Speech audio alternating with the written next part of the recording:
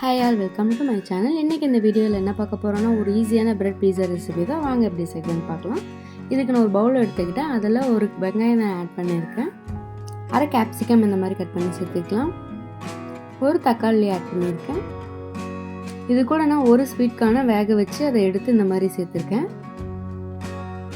இப்போது சால்ட்டு கொஞ்சம், பெப்பர் கொஞ்சம் நம்ம சேர்த்துக்கலாம். இது சேர்ந்துட்டு நல்லா மிக்ஸ் பண்ணி விட்டுக்கோங்க.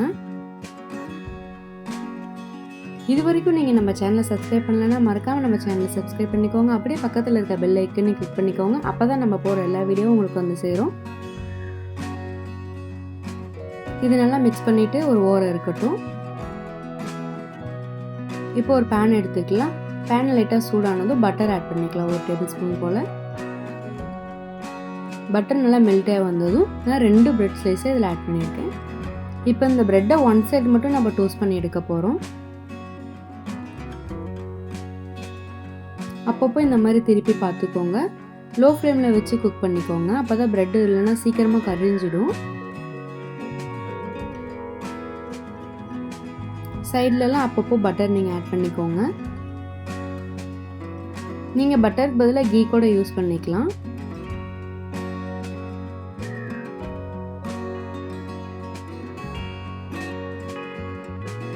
இந்த மாதிரி நல்லா குக் ஆகி வரணும். நல்லா கோல்டன் ப்ரௌன் கலர் ஆகிற வரலும் குக் பண்ணிக்கோங்க. அவ்வளோதான், இப்போ எடுத்துடலாம். இப்போ நான் மீதி இருக்க எல்லா ப்ரெட்டையும் இந்த மாதிரி டோஸ்ட் பண்ணி எடுத்து வச்சுருக்கேன். நம்ம மிக்ஸ் பண்ண வெஜ்ஜீஸ் வந்து ஒரு 5லேருந்து 6 பிரெட் பீஸா செய்யலாம்.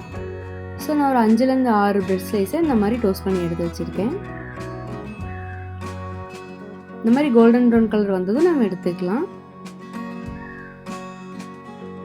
இப்போ நான் ஸ்டவ் ஆஃப் பண்ணிவிட்டு ஒரு 10 மினிட்ஸ் கழித்து இந்த பிரெட் ஸ்லைஸ் ஆட் பண்ணியிருக்கேன். நம்ம எல்லாமே அசம்பிள் பண்ணிவிட்டு அதுக்கப்புறமேட்டு தான் ஸ்டவ் ஆன் பண்ணணும்.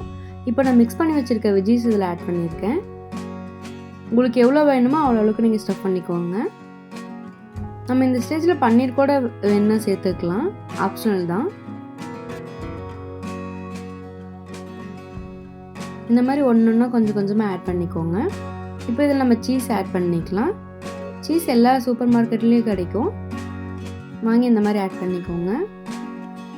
இப்போ நம்ம அடுப்பை ஆன் பண்ணிவிட்டு லோ ஃப்ளேமில் வச்சு குக் பண்ணணும். அந்த சீஸ் நல்லா மெல்ட் ஆகி வரணும்.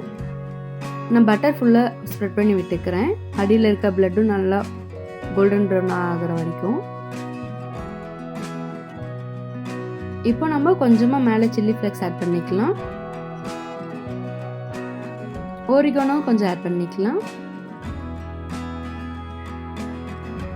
நம்ம இதெல்லாம் ஆட் பண்ணிவிட்டு க்ளோஸ் பண்ணி குக் பண்ணிக்கலாம். இந்த சீஸ் நல்லா மெல்ட் ஆகிற வரலும் நம்ம குக் பண்ணிக்கணும். இது குக் ஆகிறதுக்கு ஒரு 6 to 7 மினிட்ஸ் ஆகும். லோ ஃப்ளேமில் வச்சு குக் பண்ணிக்கோங்க. அப்பப்போ திறந்து பார்த்துக்கோங்க. இந்த மாதிரி சீஸ் நல்லா மெல்ட் ஆகி வந்துச்சுன்னா அவ்வளோதான், நம்மளோட பிரெட் பீஸா ரெடி ஆகிடுச்சு. இந்த மாதிரி எல்லா இதையும் போட்டு எடுத்துக்கோங்க. இந்த மாதிரி சிம்பிள் அண்ட் ஈஸியான ரெசிபிஸ் உங்களுக்கு வேணும்னா மறக்காமல் நம்ம சேனலை சப்ஸ்கிரைப் பண்ணிக்கோங்க. தேங்க்ஸ் ஃபார் வாட்சிங். Stay tune.